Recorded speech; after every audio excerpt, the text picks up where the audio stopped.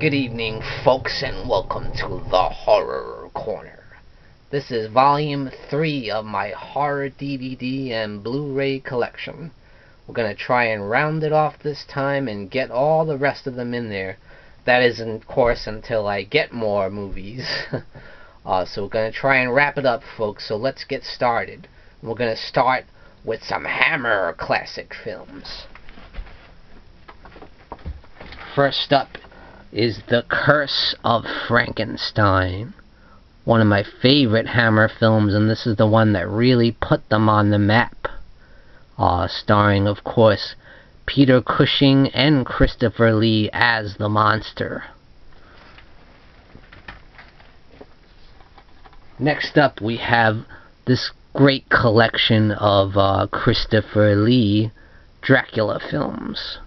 That is The Horror of Dracula, Dracula Has Risen from the Grave, Taste the Blood of Dracula, and Dracula AD 1972, all of which I absolutely love.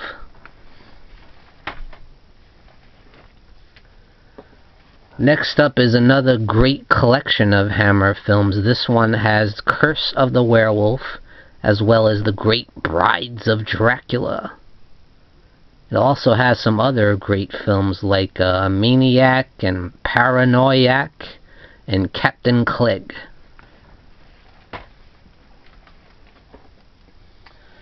Next up, we have another classic with Christopher Lee as the Count Dracula in Scars of Dracula. One of the most underrated of the series, I think.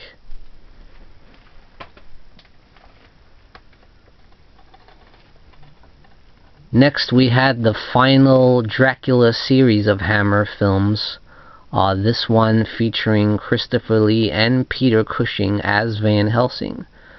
This was the last one to feature both actors.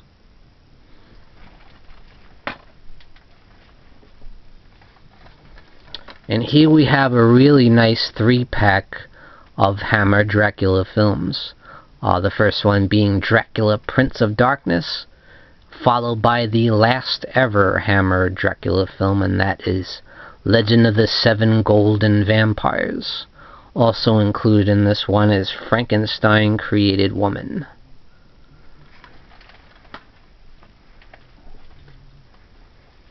Next up for the Hammer collection is Countess Dracula, a great film with Ingrid Pitt as the Countess Elizabeth Bathory, based on that legendary story of Countess Elizabeth Bathory, who murdered many, many women.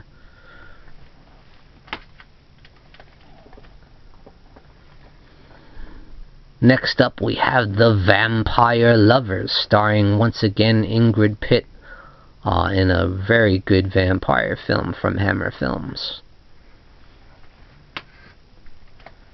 Okay, folks, we're getting down to the slasher genre, and we're going to start with Halloween 25 Years of Terror. This one is signed by Tony Moran himself. That's right, Michael Myers in the original Halloween from 1978, the scene where he gets unmasked. And let's get to it, of course. Halloween, the original masterpiece from 1978, which is, in my opinion, the greatest horror film of all time. And next up, we have my favorite horror sequel of all time, and that is Halloween 2. Look at that beautiful artwork on this excellent release from Scream Factory. Halloween 2, folks. More the night he came home. Next up, we have the black sheep of the Halloween franchise, Halloween 3, Season of the Witch. But as of late, it has become definitely a cult classic. A lot of people are beginning to love this film.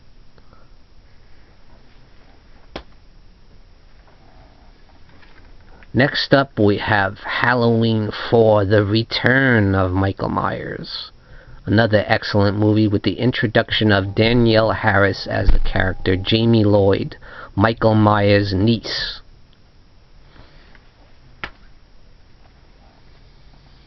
Next up, we have the follow-up to Halloween 4, and that is Halloween 5, starring many of the same cast members, including Ellie Cornell, Danielle Harris, and of course, Donald Pleasance as Dr. Loomis.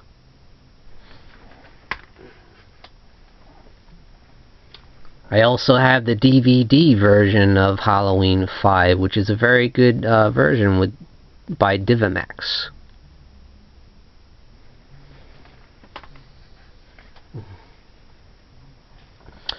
Next up, we have Halloween 6, The Curse of Michael Myers. This here is the unrated producer's cut. The infamous producer's cut, which took many, many years to finally be processed. But I actually feel it is the superior version, personally. Next up, we have Halloween H2O, which saw the return of Jamie Lee Curtis as Laurie Strode. Very good film. Now we have, of course, Halloween Resurrection, that bastard child of the Halloween franchise that nobody likes, it seems like. Most people see this as the worst in the franchise, and it's hard to argue that. Next up, we have Rob Zombie's Halloween, the remake from 2007.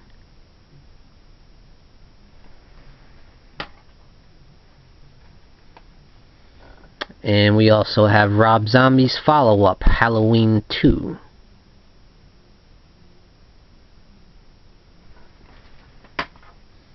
And that's it for the Halloween franchise, folks. Now we're moving on to Texas Chainsaw Massacre.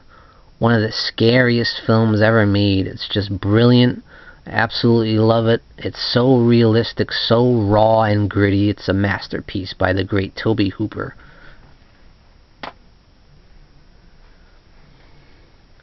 And we have a film next that is kind of maligned, but I feel is just awesome. I love this movie. It's one of the best horror sequels ever made, in my opinion. Also directed by Tobe Hooper, and that is the Texas Chainsaw Massacre Part 2, starring Dennis Hopper and Bill Moseley as Chop Top, and of course the return of Leatherface. Okay, now we're getting into the Friday the 13th franchise. This is the original and, in my opinion, the best of them all, and that is Friday the 13th from 1980. Directed by Sean S. Cunningham.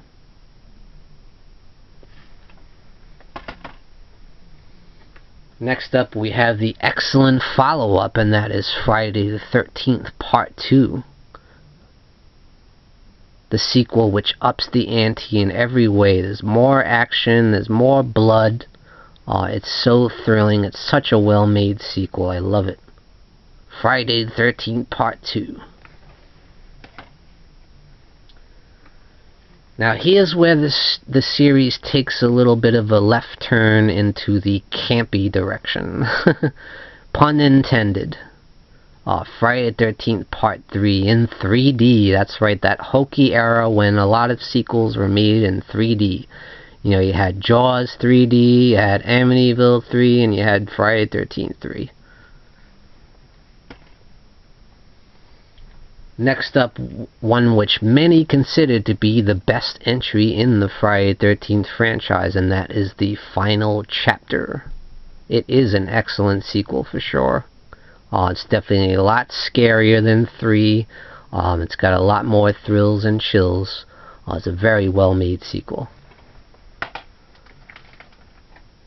Next up is definitely one of my favorite entries in the franchise, and that is Friday the 13th Part 6, Jason Lives. It definitely took a more humorous approach to the genre.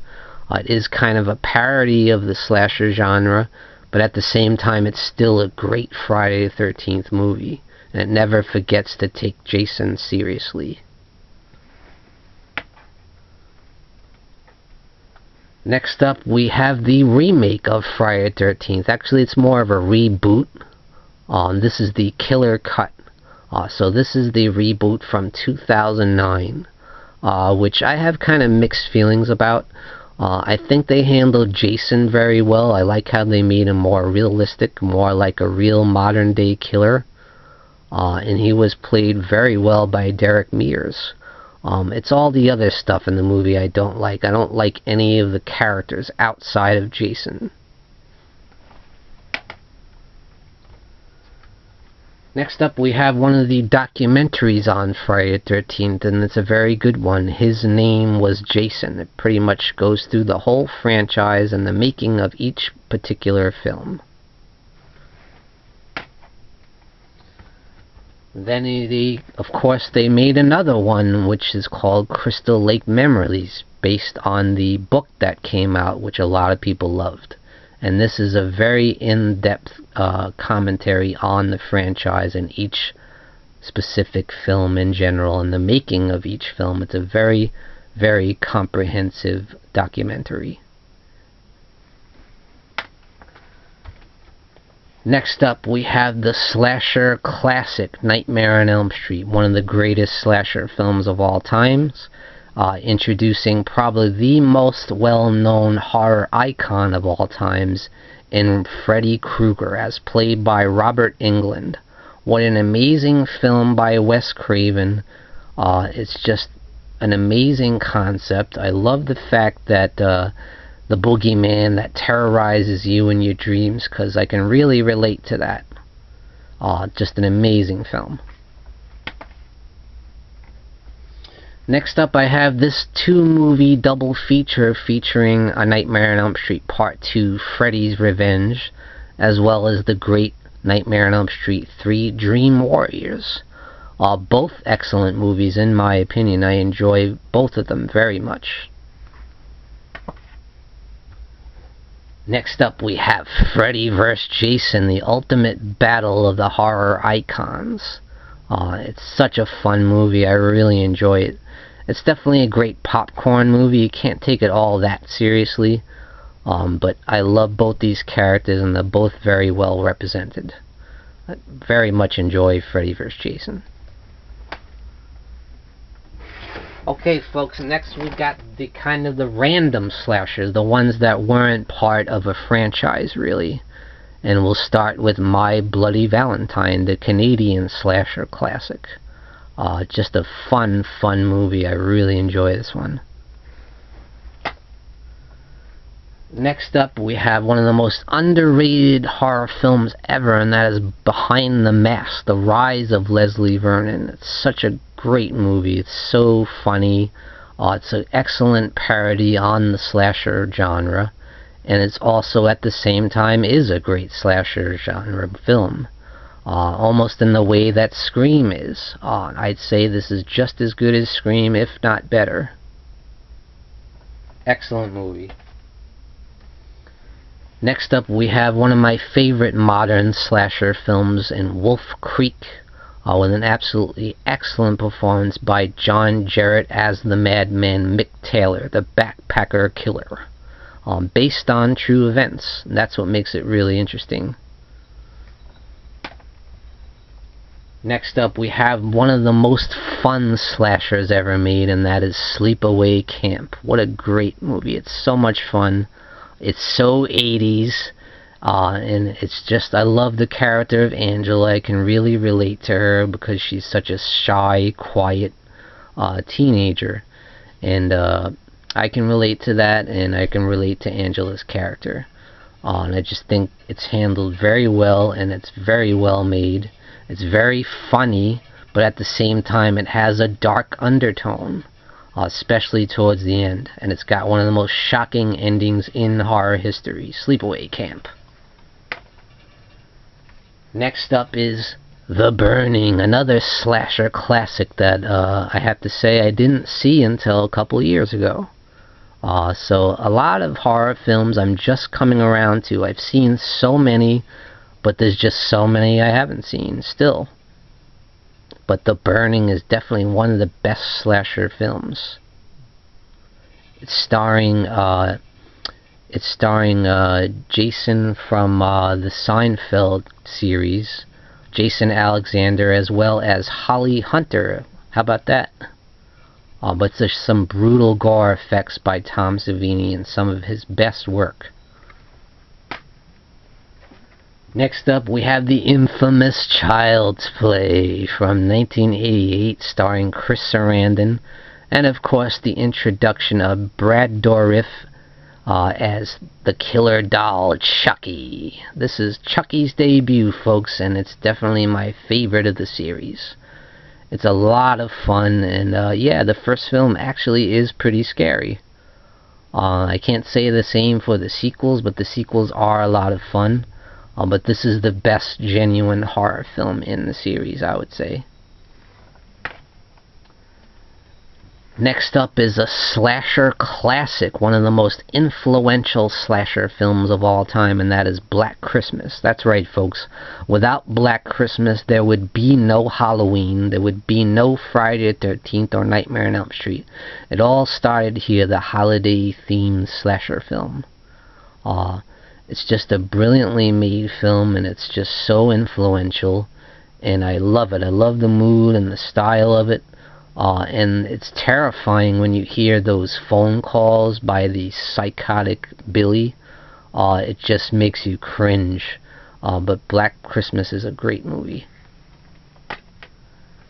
Next up, we have The Prowler, one of the best slasher films from the 1980s. And it came out at the very height of the slasher boom in 1981. So many great slasher flicks came out in 1981, you can't even count them. But this is definitely one of the best, featuring gore effects from the great Tom Savini. Nasty slasher film. Next up, we have definitely one of the most brutal slasher films ever, and that is Maniac. Also one of the most realistic movies. It's definitely got that sleazy edge of, that shows that dark underbelly of New York City at that time. And it's very creepy and realistic, and what a great performance. What a great performance by Joe Spinell as the killer. Very creepy film. Maniac.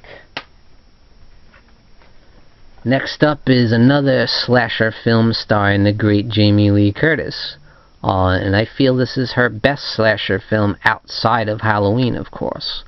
It's a very moody film, and I love how the killer changes his mask and outfit with each person that he kills. And they're very creepy-ass masks. But it's a very scary film. I love it. Terror Train, also Canadian horror flick. And here we go with Jamie Lee Curtis once again. This is like something out of Scream. Is it? Why are all these movies starring Jamie Lee Curtis? So Jamie Lee Curtis in another slasher flick called Prom Night. If we just watched Prom Night, we'd save time. Definitely a good slasher flick with Leslie Nielsen as well.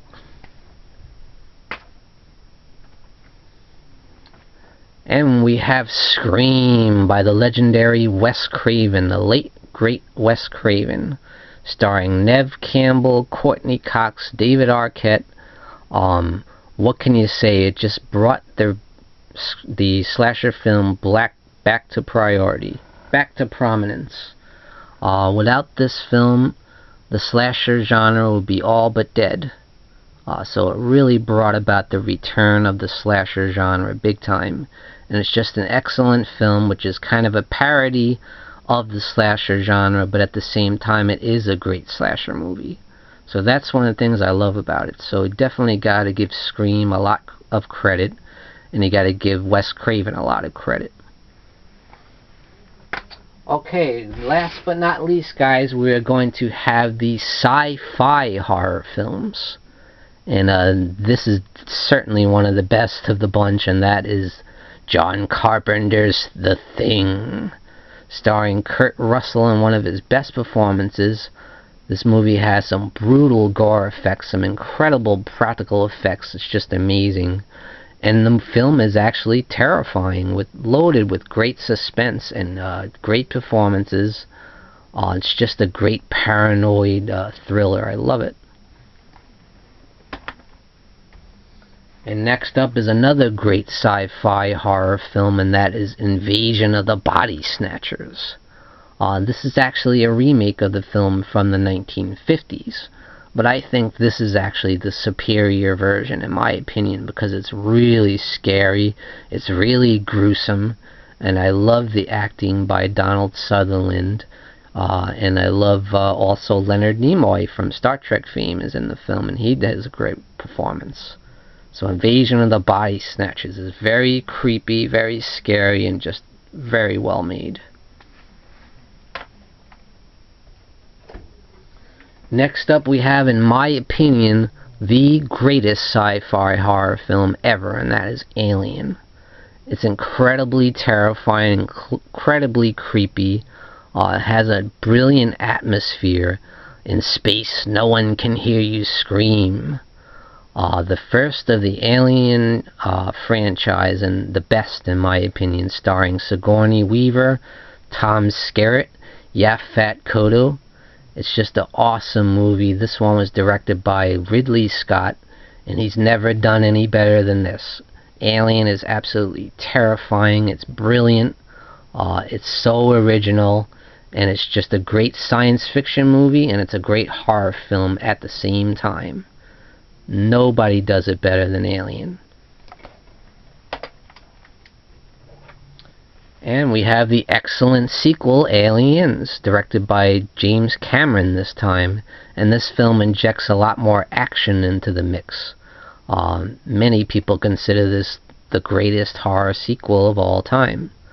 It's definitely more of a horror sci-fi thriller, I would say, and there's a lot more action in this one than the original. But it's just brilliant, and with another excellent performance by Sigourney Weaver as Ellen Ripley, the superheroine of the sci-fi horror genre. Brilliant movie.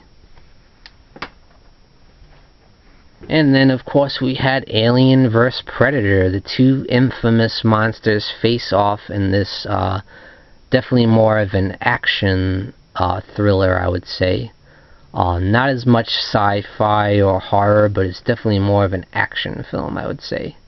But it is a lot of fun. Certainly not in the same league as Alien or Aliens. But it is a lot of fun. It's more like a grab-your-popcorn kind of flick. But it is a lot of fun. Definitely worth a watch. So check out Alien vs. Predator. Okay, folks, that's it. We wrapped it up in number 3, Volume 3 of my horror movie DVD and Blu Ray collection. Thank you for joining me, folks, in the Horror Corner. Tune in and stay scared.